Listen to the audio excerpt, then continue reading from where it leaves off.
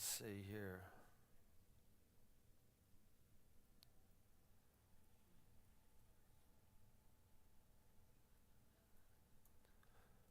Hey, we got the red circle.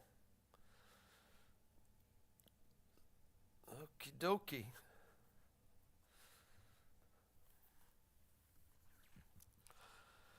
All right. We are been looking for the past couple of weeks on examination of a church, and our verse that let me go read that one verse. Um,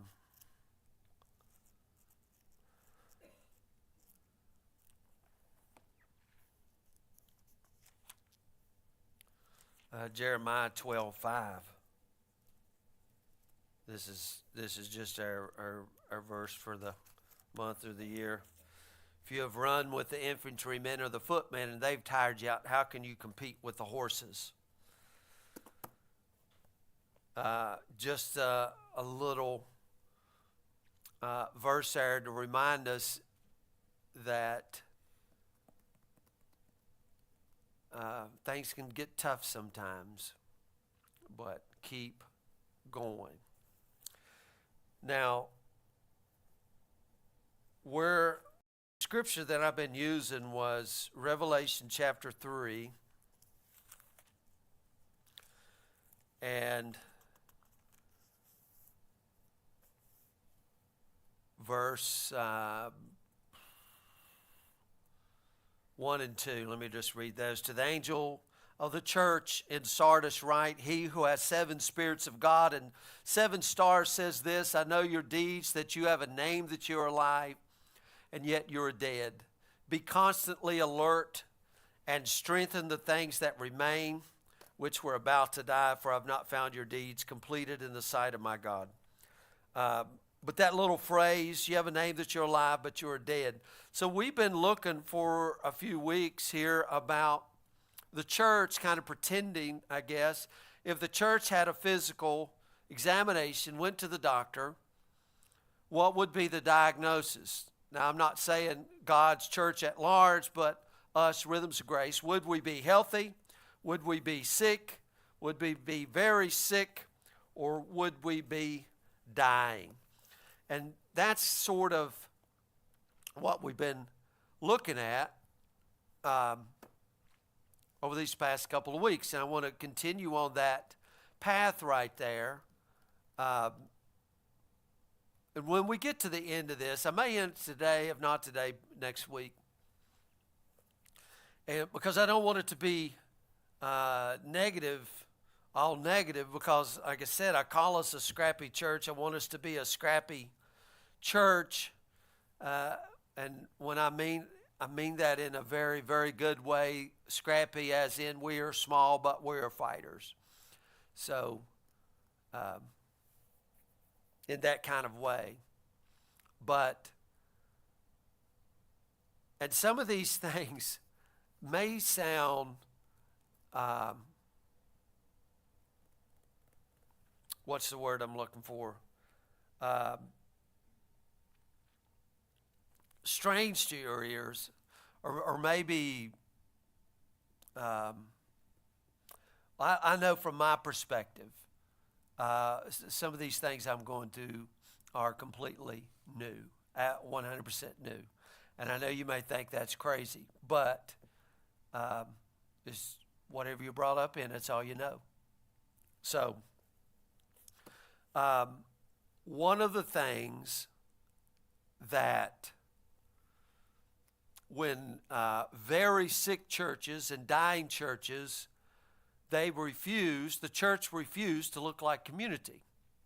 And what do I mean by that? If you look at the faces of most of the people in the church compared with those in the community, they are greatly different. And I think about that a lot. Andrew and I were driving down here today, and how does our community look? I mean, I don't know if you ever think about that. How does our community look? How many of you guys see a bunch of limos riding around? And you know, for the most part, we're just old country folks. Most everybody come from a holler somewhere, just country folks. But then a lot of times when we come into the church, our church don't reflect the community. And I know we think, well, we need to reflect God, but look, you can be so, and I mean, we know this in a natural world, but sometimes we don't relate it to the common world. You can be so daggone highfalutin, you can't relate to common folk. I say common folk because I'm a common folk. But you can be that way, where you become unapproachable. You know what I mean? Just unapproachable. And you know, there's a lot of people don't go to church because the church is unapproachable. Honestly, it's just, you know, I don't know what to wear there. I don't know if I go in and, you know, should I wear pants? Do I wear a skirt? Do I wear this? What, you know, how? And so the church doesn't look like community. And I'm going to explain this a little bit farther, because in the good old days, remember we looked last week that one of the things in dying churches, the hero was the past. And they were always looking to the past, trying to go back to the past and trying to rebuild the past and rebuild what it was. And I'm telling you, our best days are always out in front of us, not behind us. But in the good old days, the church was booming, and residents of the community flocked to the church, and the church was part of the community, and it reflected community.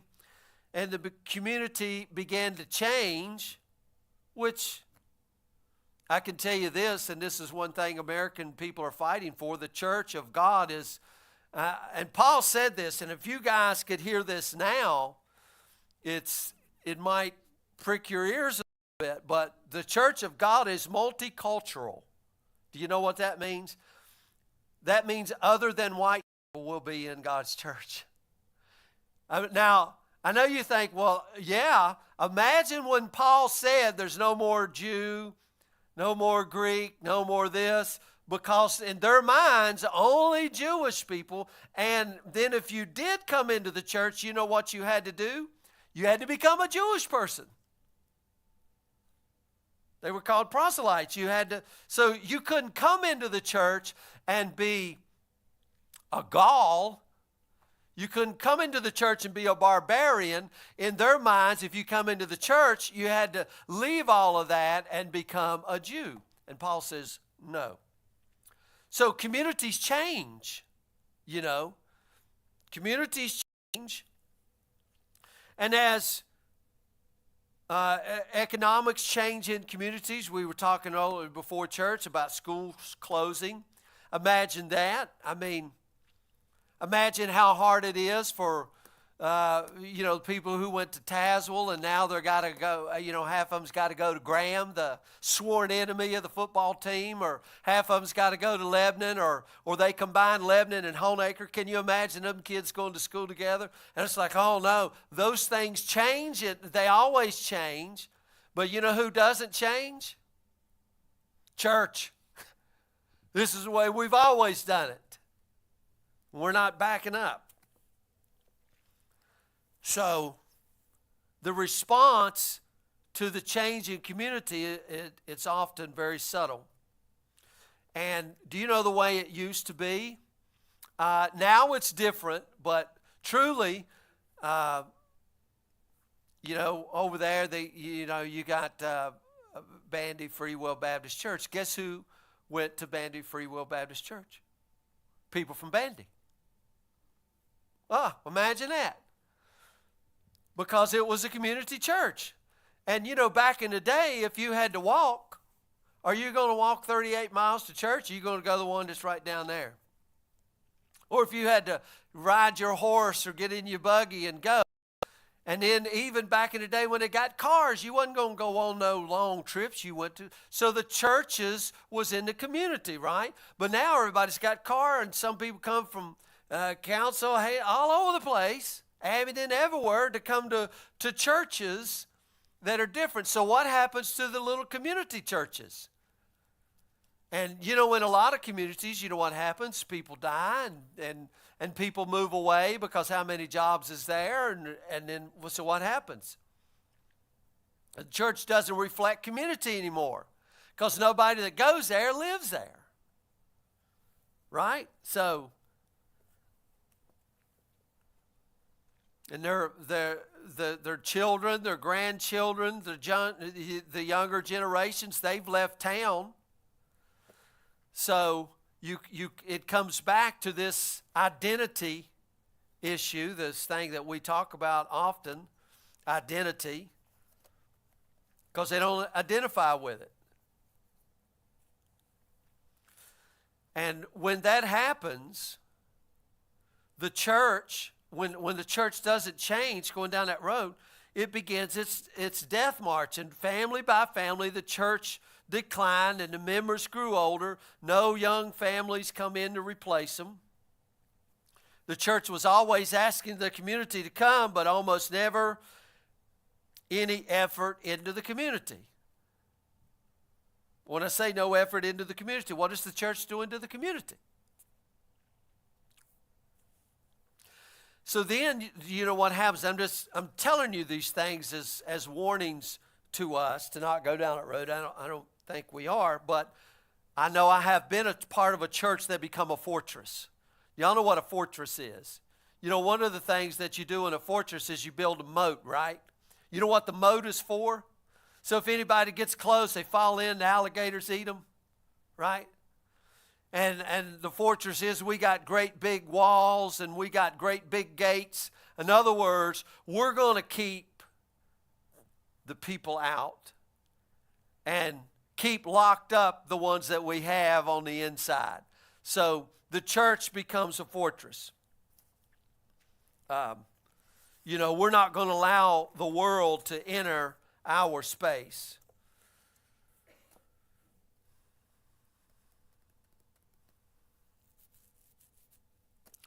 And when you build a fortress, the whole goal is to keep the people and possessions on the inside safe and to keep the people on the outside out. And if you talk to people in a dying church, and I know, guys, because I'm talking to some people, okay? And I got to look and I think, oh my God, thank God we're not there. But I know some people who are part of a dying church. And they will deny that their church has become a fortress. Because I can tell you, their whole key is don't let anybody else into our church. If God, it's almost this Calvinistic mindset. If God wants them in here, he'll grab them by the head and he'll throw them in. If not, we're keeping the doors closed. We're not going to let anybody in. Now, I know this is, again, for some of you people, this may sound like this is silly stuff, but where I come from, this is a true thing. We thought the church was supposed to be hid out in a mountain, in a holler, in a cave somewhere so nobody could find us. And if they did find us, then God had sent them because they were part of the elect. And we didn't want anybody around us that wasn't part of the elect. And then, people like me come along and then I'm called a virus because they thought I was part of the elect. But then, you know what a virus does? It makes everybody sick, right? And what happens is many of those churches in the hollers and everything and everybody used to go to those churches. But then as things changed, people moved away and all this stuff, then different people comes into the community, right? Because they are different people that moves to these different locations. Then what happens to those people? They don't feel welcome in those churches. They don't feel welcome. And the people that are in those churches are more concerned about protecting the way they did church than reaching the residents of the community. So their church had become a fortress. And the very fact of making significant changes to reach and impact the community scared them to death. So when a church ceases to have a heart and ministry for its community, it's on the path towards death. Now, whenever local churches, I'm going to go read you some Bible verses here. Whenever local churches are mentioned in the New Testament, they are always exhorted to be others-centered. And I don't know about you guys, but have you ever wondered why this place? Why this building here across from the college? I mean, of all the places that we could have been, why here? And you guys, most of you guys have been here from the beginning. Was it just a fluke? Does God work on flukes? Or is there special? So if God put us here, then why? Why does God have us in this location? Why did God want a church here? And why did God put us here? And I think these are questions that I don't know all the answers, but maybe through prayer God can show us why and all of this. But let me read out of Philippians here. Chapter 2, verse 1. Therefore, if there is any encouragement in Christ, if there's any consolation of love, if any fellowship of the Spirit, if any affection and compassion. Look at this question. Paul is writing, if there's any. Come on. Is there love here? Is there any compassion? Can you hear a little bit of sarcasm here? A little sarcasm, because Paul's like, oh, I know there is. Come on, guys. I know there is. He's like, come on here. And then he says, make my joy complete by being of the same mind, maintaining the same love, united in spirit, intent on one purpose. What does intent mean? You guys know what intent means. Intention, that means something, it's my intention. I meant to, right? It wasn't as we grew up, well, the Spirit made me do it. I'm intending to do this. We intended to show up today and pray. It was intentional. I'm intended. And what is Paul saying? Intent on one, how many purposes? Intent on one purpose. Now, I wonder what that purpose is. Do nothing. Now, how much is that? Nothing. Do nothing from selfishness or empty conceit. Okay? That's anything, right? Don't do anything from a selfish motive. Nothing. Zero. Nothing. Or empty conceit. Y'all know what conceited is. Don't do it. But with humility, here, now we're going back to our one purpose, right? Our one purpose. What is our one purpose? And our intentional one purpose is what? Consider one another as more important than yourselves. Wow. Paul, Paul is saying, is there any love? Is there anything? You know what? Make my joy complete. One purpose, intentional, consider others more important than yourself. Does that sound like American society today? But this is the mission and purpose of the church, right? Consider others more important than yourself. And this Philippian book, oh my gosh, it is so rich as all of these books. But think about Jesus. Here's Jesus. Who was he? Son of God. And what did Son of God do? Laid his life down for people who were spitting on him and punching him in the face and pulling his beard out. And you know what he said in that moment of passion? I'll get you guys. You just wait, Kathy. I'm coming back and I'm going to wait on y'all. Remember what he said? Father, forgive them. They don't know what they're doing. And then he has encouraged us to follow Follow him. And you remember how he said it was going to be? Take up your cross. How often? Daily.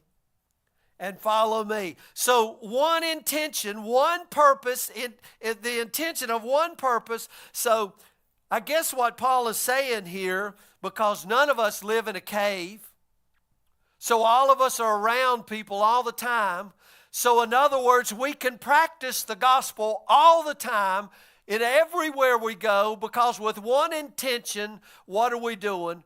Considering others more important than ourselves. Wow. Now I go back to that verse we read in Jeremiah. If you've run with the footmen and they've wearied you, how are you going to run with the horses? Because you know what? This is not an easy task to do. Because, I want to always go back, and I wish people could just see it. The Sermon on the Mount is the most powerful sermon that has ever been delivered by none other than the Son of God, Jesus Christ himself.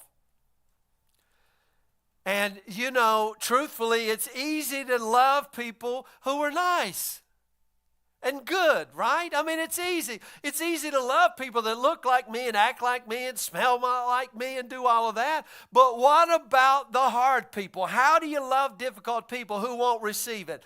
And you know what I say to it? It's not an option.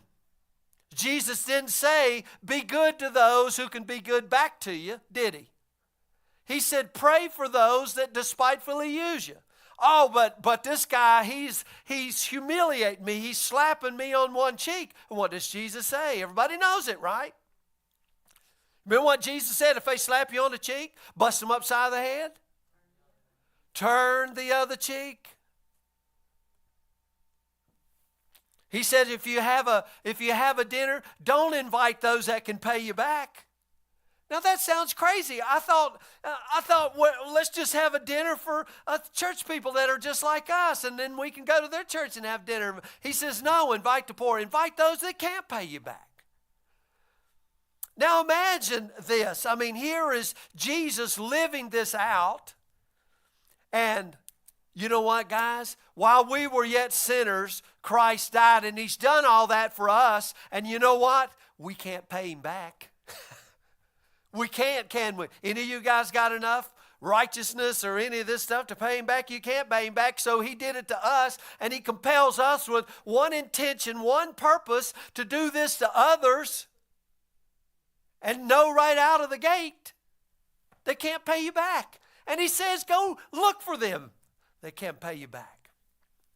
That's why I say this gospel message is so good, but it is so strange all at the same time. So lively, vibrant. When I think of vibrant, I think of multicolored. I think of just colors and stars and going off. They look after the interest of others, and they are concerned for the communities. Dying churches are concerned with self-preservation and concerned with a certain way of doing church. They're all about, you notice the thing here is selfishness, isn't it? Selfishness. And what does Paul say? Do nothing from selfishness or empty conceit.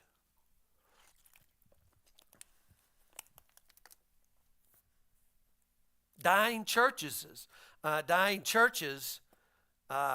their doors are closed to the community. They're all about self. And they're closed to those God has called them to reach and minister. Do y'all believe? You don't have to answer this, but do you believe God has called us to minister to others? I really think he has. Why else be here? Honestly, if God has blessed you, guess what? He's give you something, Denise, so that you can give it to somebody else. It's a pass-through system, isn't it? I'm going to tell you a secret. Do you know that's what tithing is all about? You go back and it's kind of it was to teach the people. I'm giving to you, Denise, and you're giving it to Kathy, and Kathy's giving it. It's a pass-through system. That's the way it works here. And what happens when you try to hoard it up? Because God was teaching the people.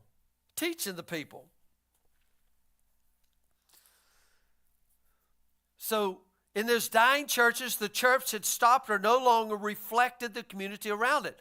And God has called the church to look outwardly. So them dying churches, the church had become self-centered, self-gratifying. So the question for me was, does our church look like a fortress? And I'm going to answer that. To me, I say no, it doesn't look like a fortress. But then here's a question that is to all of us. Then how does our church look outwardly? Now, guys, I don't have the answers to all of that stuff. And as we go through this talk about it, it would almost seem like, we don't have any money, so we're excluded. Right? I mean, if we had a budget and we had money, then we would be responsible for doing all of this other stuff, right? Is that true? I don't think so. Silver and gold have I none. I mean, did Peter and them wait till they had big money bags full of stuff? I'm telling you, one of the things that we can do that don't cost you anything but a little bit of time is pray. I mean, this is a house of prayer, right? And I can tell you this, no one is excluded from that.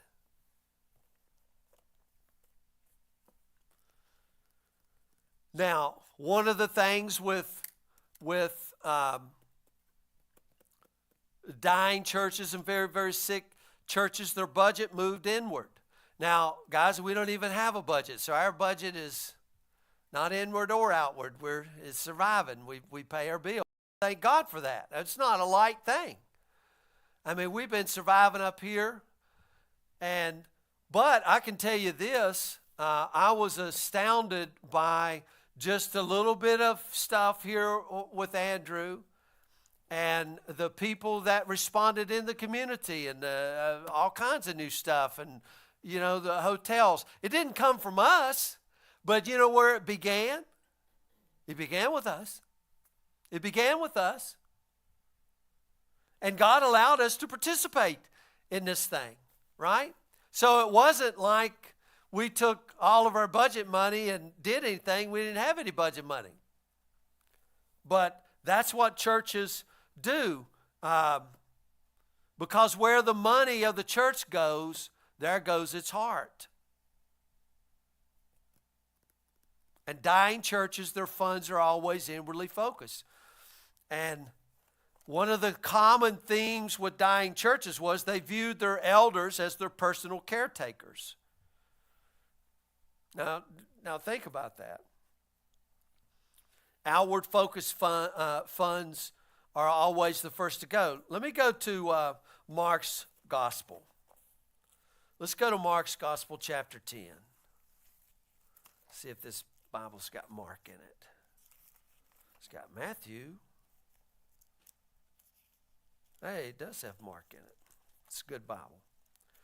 Mark's Gospel, chapter 10. And we'll go to verse 17. Story you guys know. Listen to this. As he was setting out on a journey, this is Jesus, going on a journey, a man ran up to him and knelt before him and asked him, "Good teacher, what shall I do that I may inherit eternal life?" Good question, right? Hey, isn't that the question of the church? Hey, what do you got to do to be saved? Hey, if you died, where are you going to spend eternity? All these questions. So the man comes up to Jesus, runs up to Jesus, kneels down before him. "Good teacher, what I got to do to be saved?" I don't know if he had a mint in his hand when he said it, because I don't know when mints were invented. But he could have had a mint. Could have had a mint. I don't know. I had a mint. Jesus said to him, "Get out of here, you scoundrel. I'm talking to you." Jesus says, "Why do you call me good? No one is good except God alone. You know the commandments. Don't murder. Don't commit adultery. Don't steal. Don't give false testimony. Don't defraud. Honor your father and mother." Kind of gives us a clue who he's talking to, right? Because who would know the commandments? Jewish people. So he's talking to one of his kindred, one of his own. One of his own. So here's this guy on his knee, and And Jesus says, you know the commandment, don't kill, don't murder, don't all this stuff. And what do you think this guy's doing after he's done put his mint in his mouth? He's probably thinking, I got it, man. I got it. He looks up at the teacher and he says, man, I've done all that and I didn't just start yesterday. I'm 30 years old and I've been doing this since I was 3. I got it. Man, I'm going to inherit some. I can just hear the things going on in his mind. This is going to be so cool. And Jesus looking at him, I love this verse, one of my favorite verses, my favorite this week. Jesus looking at him showed love to him. Jesus looked at him and loved him. Now, you would have thought Jesus would have looked at him and kind of snarled and scoundreled because you can hear the arrogance and conceit in this guy's voice. Oh, man, I've done it. And Jesus looks at him, loves him, and he says, one thing you lack. Now, how many things is this guy lacking?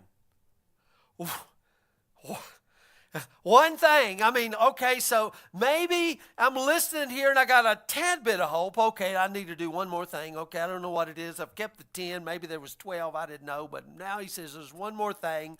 Let me see what it is here. One thing you lack. Okay, I'm ready, Jesus. Go ahead and tell me what I lack. Go and sell all your possessions. Wait, time out. Now, he didn't say go and sell a portion.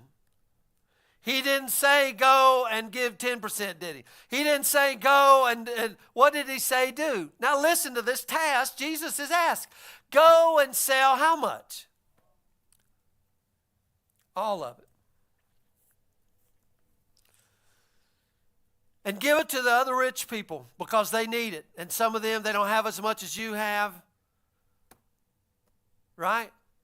Go give it to the people who are just a little bit less fortunate than you are because you got a lot of stuff. No, who did he say give it to? Now, do you know who the poor here is? The poor here is those that ain't got jack. You know what that means, right? They got nothing. They eating bugs. Okay? I want you to know this. Now, what is your thinking here? I mean, Denise, I know the reason they're poor is because they didn't work hard and they didn't do the stuff I did, and I've worked hard to get what I've got, and these people is lazy, and they're dumb. God just took it, and I know how God is, and you want me to give it to people that are probably wasted? Now you can kind of see, there's probably a little bit of anger, probably a little bit of brokenheartedness going on here. Go and sell all that you have, give it to the poor, and you'll have treasure in heaven, and come and follow me. Now, wait a minute, you said one thing, now you done give me 2.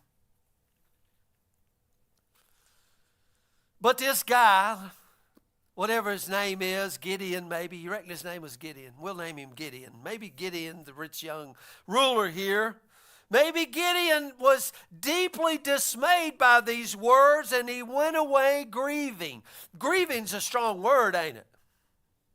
It didn't weigh, he was a little bit of sad. He was grieved for he was one who owned much property. Now, why would Jesus tell this guy? Jesus didn't tell Peter to go give all he had. Why this guy? Is he making an example of this guy? I'm going to tell you, these are just my own thoughts. You can think about it ever how you think about it. And I have been there before, but do you know what you can do with certain things? Certain things can become mine. And you know what I mean by mine? It's not yours, Kathy. Mine.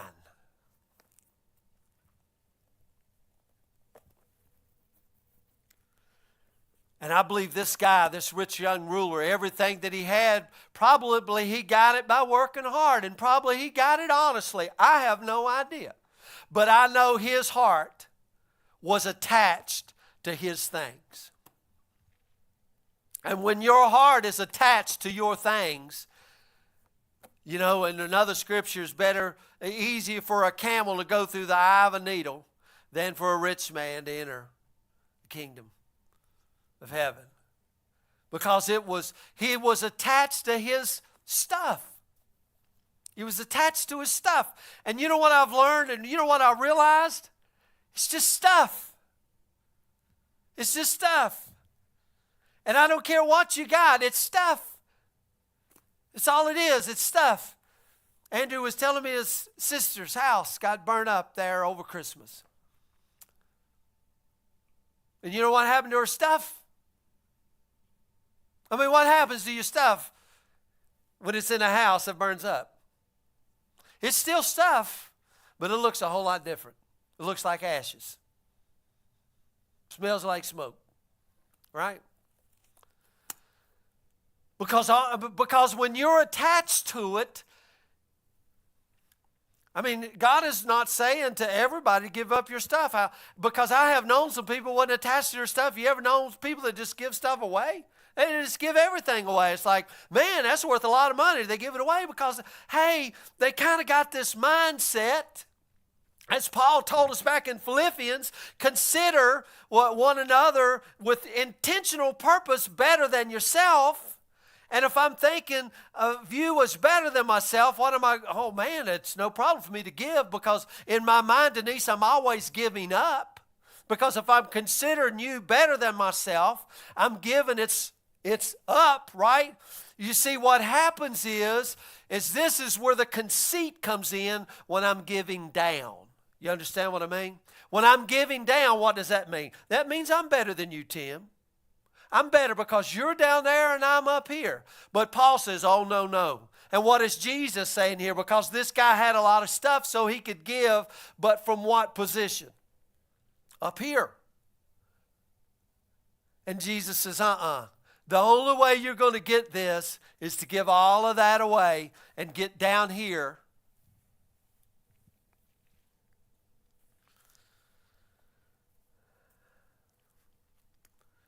And Jesus, looking around, said to his disciples, how hard it will be for those who are wealthy to enter the kingdom of God. And his disciples were amazed at his words. Now, let's get out of the world of tangible things here and go into this other. We hold on to things because we want our way of life. We want comfort. We want our possessions. That's what happens to churches that die. They spend for their way of doing church, their comfort, their possessions.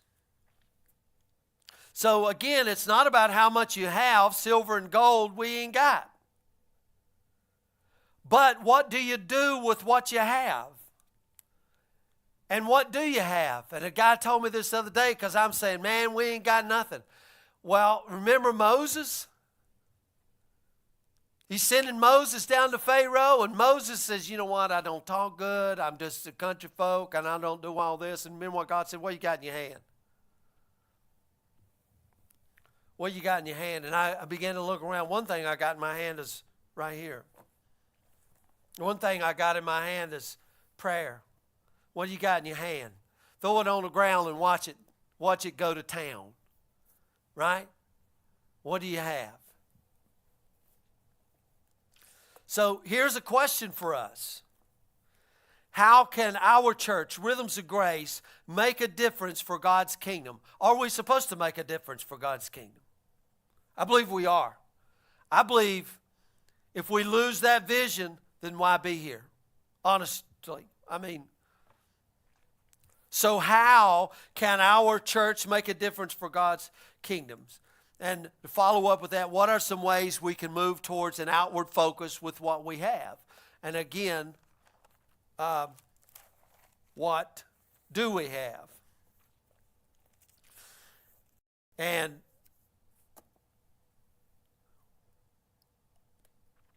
when you don't do that, the Great Commission, it becomes the Great Omission.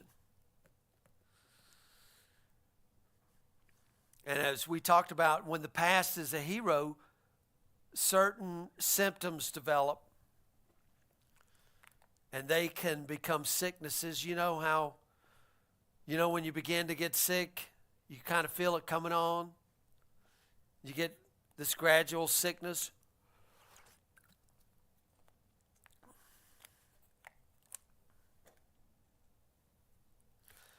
And I want to tell you that I'm not downing the past. The past is good, kept in the right context. We need to remember those things we read last week about those heroes of faith. I don't think we should throw Abraham out.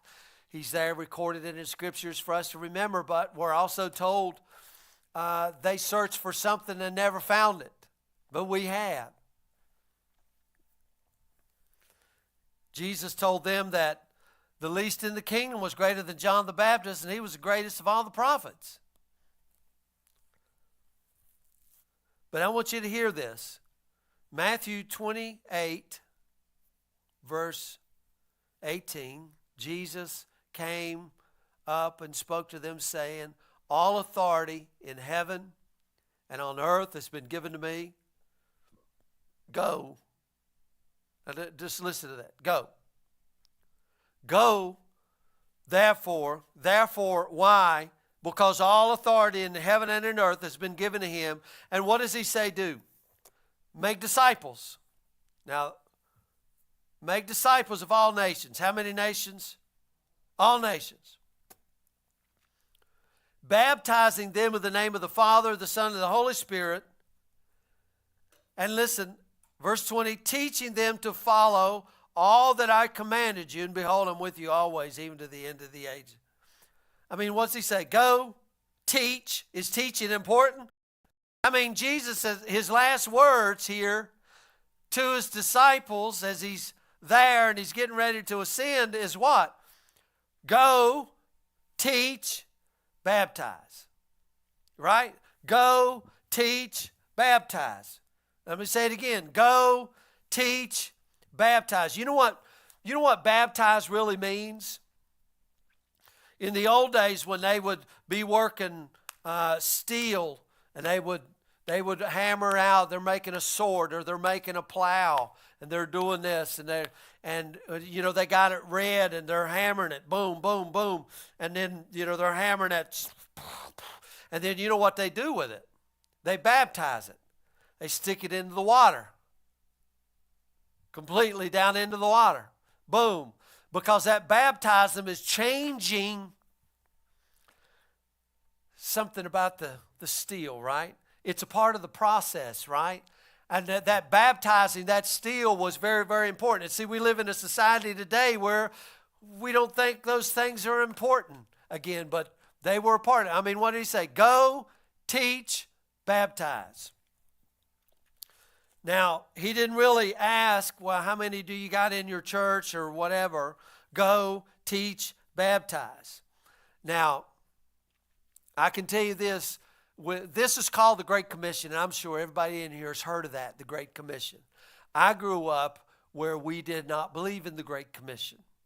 So we thought the Great Commission was for them a long time ago, and it wasn't for us. And that God had already wrote everybody's name down in a book. And if their name wasn't in the book, they wasn't getting in. Or if they did get in, they were fake. Okay? And I know you think this goes back, this is John Calvin. Okay? Calvinism. And I know it sounds crazy, but there's a lot of Calvinistic stuff out here. And you know what? It's not only that, but that kind of doctrine permeates into a whole lot of other things. Because if I believe that, Denise, what am I thinking on prayer? It's not very serious because God has already got his mind made up anyway. So why pray? Right? So prayer is not a really big issue because it's already set. So I don't need to pray for Jeff because if God wants Jeff to do this, God will make Jeff do it. So I'm kind of out of the loop.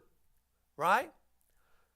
And I know you guys, maybe you didn't grow up with it, but there's a whole lot of people who grew up with that. So, understanding and beginning to see the Great Commission, it's a big thing. Again, we never went because we were taught not to go, and it was decided against to go. But if you look at the Great Commission, it requires at least 2 points of obedience. There are to go And they are to totally depend upon the power of Christ. I'm with you always, even to the end of the age. Christ was ready and willing to work with them and work through them, right? Well, the deceased church stopped going and never went and stopped depending on Christ. Why? Because going in Christ's power requires effort. Certainly, the increase depends on Him. Remember what Paul said? I planted, Apollos watered, and I gave the increase. No. Who gave the increase? God gave the increase. Was it required of Paul and Apollos to plant and water?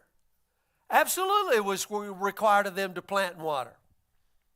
That was their participation in it. It's almost ludicrous. It's like saying, God wants to give us a good harvest next year of potatoes and green beans and corn. But we don't till the field. We don't buy any seed. We don't put potatoes in the ground and hoe them. We don't try to weed them. We don't try to keep the varmints from eating everything. You know what I mean? And it just doesn't work that way, does it? It just doesn't work that way. Now, you know what? We can cut the taters, put them in the ground, and we can hoe them, and we can do all that. But you know what? God's got to give the increase. If God doesn't give the increase, then them taters don't grow. We do our part, so there is some obedience that is involved here. So it requires going in Christ's power and this obedience. And obedience in His power means that we are praying to Jesus so that we can reach others. Praying. Again, here we go again. The small church, well, what can we do? Well, it begins with prayer. And that prayer requires an others focus, right? Consider others. So it requires us to look beyond ourselves, and that requires us to get uncomfortable. That requires us to go.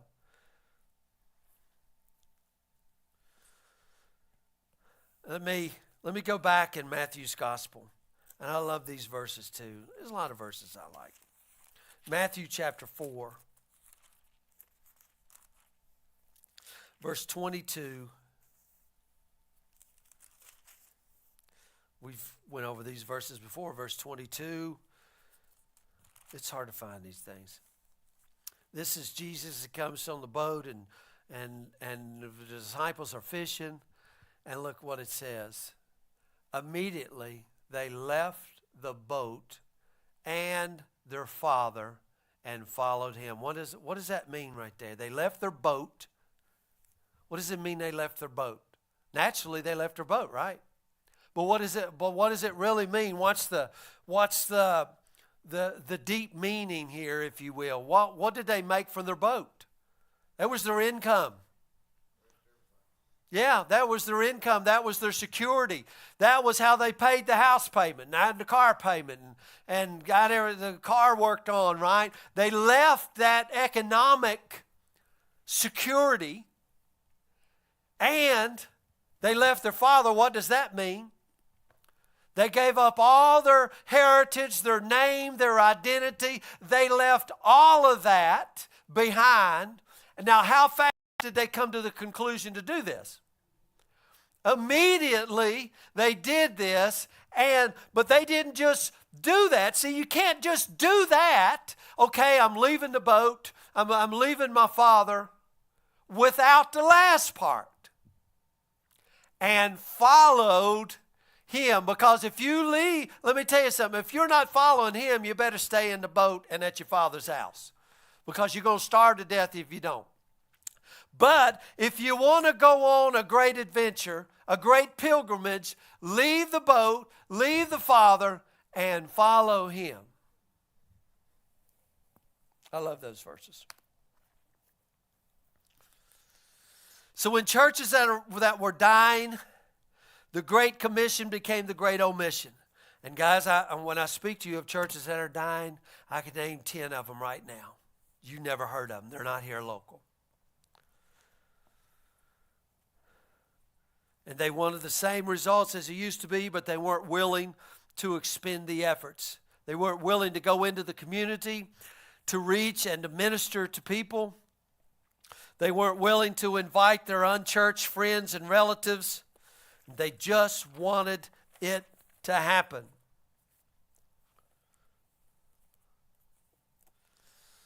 And here's a bigger issue, and we'll get ready to close out here in just a second.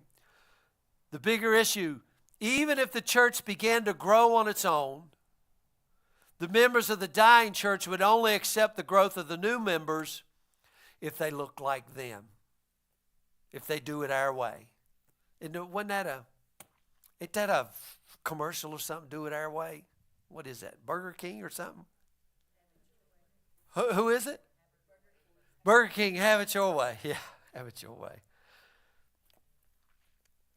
So really, members of dying churches really don't want growth unless that growth meets their preferences and they are allowed to remain comfortable. So here's some questions. We'll close out, and this will be for our discussion time. We got 10 minutes here, okay? First question. Church gets a physical exam. Is the status of the church, I'm talking Rhythms of Grace, healthy, sick, very sick, dying? And remember, this is not about the pastor. Because if you answer this with a pastor, it might be dying or very sick. But just church is all. In my mind, I would say we had a cold. And on the mend, God in His great mercy. But any thoughts from you guys? I got a couple other questions here. This is your 10 minutes of response here.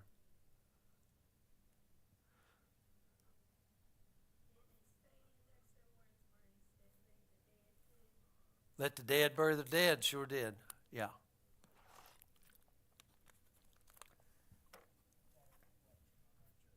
Huh?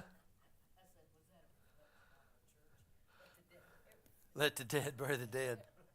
Yeah. Yeah. I don't know. You guys may think different. I don't know. Just a thought. I think it's something that we all need to think about. And then, do you believe that we are still bound by the Great Commission? If you want to call it that. That's a question to you. Are we bound by the Great Commission?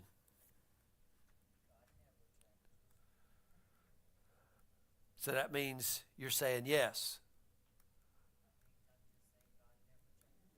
But I mean, should we go?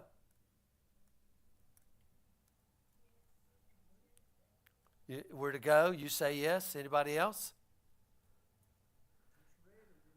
Yeah. Yeah. We got to work on our 10 minutes of.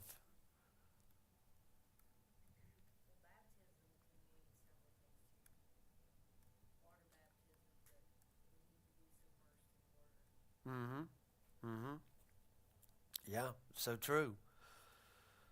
So, I'm taking it everybody in here believes in the go part. By your silence, let it be so. Okay. If that's the case, then how do we go? And when we say go, what is your ideology of go? I'm going to answer that first. First is, I don't feel that I need to go to Africa or South America or Michigan or wherever. I believe the going, for me, this is how I take it, is right here in my community. Reagan goes to school. I believe Reagan's going is in her school with her classmates and teachers. That's the way I see it. Anybody? Your workplace? Yeah. What is it? Yeah. Yeah, neighborhood. Grocery store? Heck yeah. People.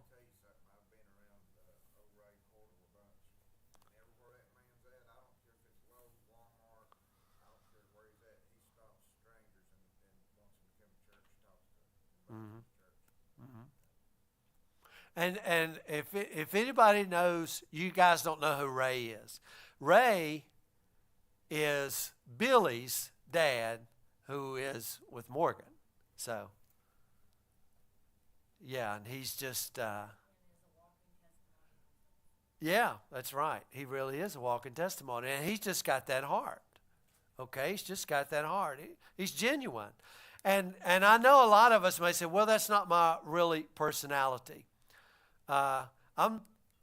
There are a ton of other things that all of us can be doing in this go side in our community. But then I think all of us need to look. How can this church, what we talked about today, how can this church, Rhythms of Grace, look like community, reflect community, and minister into the community? That's a task. And you know what? If we don't answer that, I promise you, we will die. It's just as plain as it can be. This church will no longer exist. Now, I mean, it might exist till we all die out, but if this church doesn't figure out how to minister into the community, and I don't know, I don't have all the answers. God doesn't have email. Or if he does, he doesn't ever email me. And he never texts. He never does. I keep looking at my phone like, God, I wish you would just send me a text message. It would be, what do you want us to do, Lord? Yeah, no. No. Yeah. Loving kindness. Yeah. And his own received him not. Yeah, that's right. And I think the task, like we said last week, the task is this new generation coming up. I told you from 18 to 30 years old, the first generation in American history that is unchurched. How do we reach them? And you know what, guys? We might have to change our language and get uncomfortable. Now listen, when I say these things, and I iterate this again, truth doesn't change. We are not compromising truth. That doesn't change. But the approach and how and all of those things, I think it's an ongoing thing. So I think we are tasked with what can we do in the community.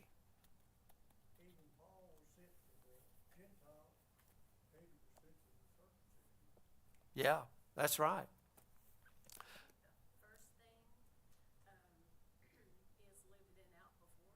Living it out, yeah. They want to know what's the real church. Are you fake? Are you real? Mm-hmm. Why you got that joy? Why are you so happy? Yeah. Yeah. And the other thing is, like when we're talking about this prayer stuff. Now remember, I'm calling everybody that wants to come and be a part of that. We're going to do this regular, 10:15, every Sunday. Come praying. And if you guys have people you want to put on the list, we got the list, and we can add, and you can have it. And I just don't want it to be a Sunday thing. You can take the list with you and be praying. I think that is going to be vital to our livelihood. But I would like to send a card with a prayer on it to the Richlands Church of God, personal note with them. I would also like to do that with Philip, personal note, because, you know, sometimes you can pray for somebody, but I'm just throwing this out there. I like to pray Psalms, and I like to pray Bible verses. I'm not really good. Sometimes I can make up a prayer, but man, this Bible is so full of prayers that, I'll be honest with you, I copycat. I mean, I'm praying Psalm 91. No need for me to make up a new psalm. I can't top Psalm 91. I'm praying Psalm 91. Right? I'm praying Paul's prayer, peace that passes understanding. I can't make a better prayer than that, so I just grab a hold of prayers and psalms that are already in use. And trust me, when things come to my mind, you can ask people. I've texted. It's usually a verse or it's something, because that's the way the Lord works in me. I don't just, oh, Lord, help them. This comes out. Oh, man, I'm thinking Joshua and how scared he is. And I'm thinking, oh, I'm praying this prayer that that God gave to Joshua. You know, that's the way I think. So to get those things written down and to give out to certain people that we are praying for, I think we need to do that with the police department. For one, hey, it lets them know that we are here and we are praying for them. I mean, it's something that we need to do, because here's one of the questions that, and we may talk about this a little bit more next week. Go out into the community. Go to Walmart's. Go, I don't care, go to Burger King. Ask the people that work there, do you know where Rhythms of Grace is? I'm going to ask you this question. What do you think their answer is going to be? No. Now let me ask you another question. Go into that church and say, do you know where City on a Hill's at? Will they know where that is? Why? I mean, that's the question, isn't it? I mean, it could be money, but I don't want to go that route. What I want to say is, what are we doing in the community? Now, we're a small little scrappy church, and you know what? We don't have the money. We don't have this, but we got a living testimony sitting right there, right? I mean, honestly, this is. Because think about this, when Jesus came in, and you remember what Jesus, when he sent the 70 out, remember what he told them to do? Don't take anything with you, but go into the house and heal the sick. I mean, honestly, right? But what if we walked into Burger King and we saw some sick people there, and we prayed for the sick people there, and then we told them the kingdom of heaven is come to you. And he was asking, where are you? Who are you? Right? But you know what that requires of us? If it's going to require us to go, it's going to require obedience, and it's going to require us to become very uncomfortable. Is it not? Because how many of you people do that? Like Ray, I can tell you what, Ray, and you know why Ray can do that? Because God saved Ray's life. Ray was the walking dead. And God resurrected Ray. And Ray now knows the life that he lives in the flesh, he now lives by the faith of the Son of God. He knows it ain't his. So you know what he's ready to do with it? He's ready to give it away. And he'll give it away to anybody that'll take it. And if somebody says, well, that Ray is crazy, don't bother him a bit. He dust the dust off and move right on. See, that's coming from dead man to a live man.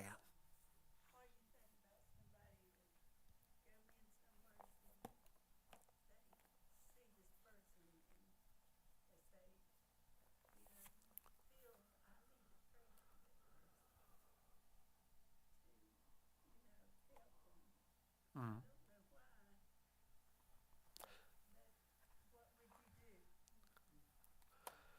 There's been so many times when I felt compelled to pray for somebody, and sometimes you can go to that person and pray with them, and sometimes you can't even approach that person, but you're allowed to pray from across the room for that person. I mean, when I'm talking about this stuff, I'm not talking about going up and saying, Denise, here's a card. Where are you going to spend eternity if you died today? Because probably that's probably not going to do it. But I can tell you a great invitation. A great invitation is, can I pray with you? That's a great invitation. You know, before we're even inviting anybody to come to church, I can promise you, if they have any kind of heart at all, 99% chance they're going to say, oh yeah, because they got something they're dealing with and whatever else. And we are the hands and feet of the Lord. I mean, really, I mean, this is just the way that it works. I mean, and sometimes it's just being nice, or, you know, it's, Tracy and I were up at Chick-fil-A, and I seen this lady, and she was pregnant, and Tracy's like, I hope she's pregnant. Because, you know, you can get in trouble with that real quick. But I just saw him there, and just something come over me, and I got to talk to him. You pregnant? I'll just talk for a second. And, you know, oh, it's your first baby and all this other stuff. And, you know, when I left, here was my prayer. Lord bless y'all. It wasn't, hey, I'm Rhythm's Grace, I'm a pastor, and I'm great, and I got all this stuff. It was, Lord bless. May never see them people again. May never see them again. But, hey, I got to participate in something of the Lord's here, bringing blessing to them people. And trust me, it's way more filling on the inside. And God will give you that opportunity. Oh, yeah. Bring people across your path. Like in the post office, wherever. I know that's happened to me. Yeah.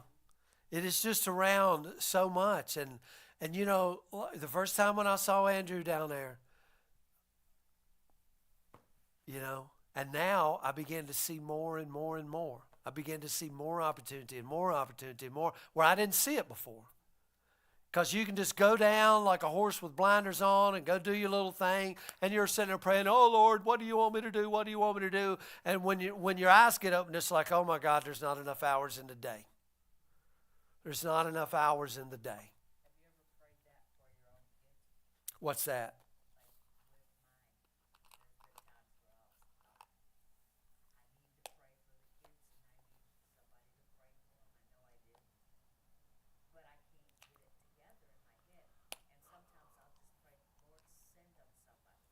Mm-hmm. I know that somewhere, someone's going to step out. Mm-hmm. It's like what you're talking about doing. I know that somewhere, somebody will step out and know that child needs prayer or something. Yeah. Because there's times when I can't do it.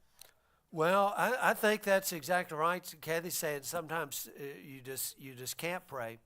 And I'm going to be honest with you. That's why it takes a multiplicity of people to be involved, because, you know, sometimes you're too overwhelmed, too burdened. Just you need somebody else to step in.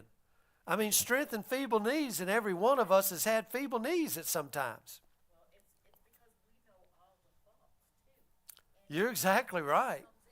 it comes into focus sometimes because it's like, well, if they wouldn't do this and if they would do that, that has nothing to do with the whole issue. Mm-hmm. Mm-hmm. My mouth closed and just pray, Lord, send them somebody to pray for. Mm-hmm. Yeah. I mean, that's the way you got to do it. So I'm going to continue on this one more week. I've got a couple more things I want to go over on this before we look at some other things. But I want you guys to be praying about and looking around in the community, wherever you go. I know Jamie, for what she does, man, she is right there on the doorstep because of all, she could probably tell us all kinds of things that would, you know, a lot of ministry and a lot of help. And it ain't, I mean, for us with the money, but just, there's just all kinds of things. So the opportunity is right there. I hope you guys will pray. I hope the Lord will stir your hearts to think, my gosh, God put us here in this building, in this church, right here on the side of the road. For what purpose? I believe He's got a purpose for us. I really and truly believe that. And I'm not blaming anybody here but myself. I didn't know that until here recently. And I had the mindset that if I could be a good enough teacher, that I could draw people in. I really, truly thought that with all my heart. So I pounded and pounded and pounded away. And I know that that was wrong. Again, teach, yes.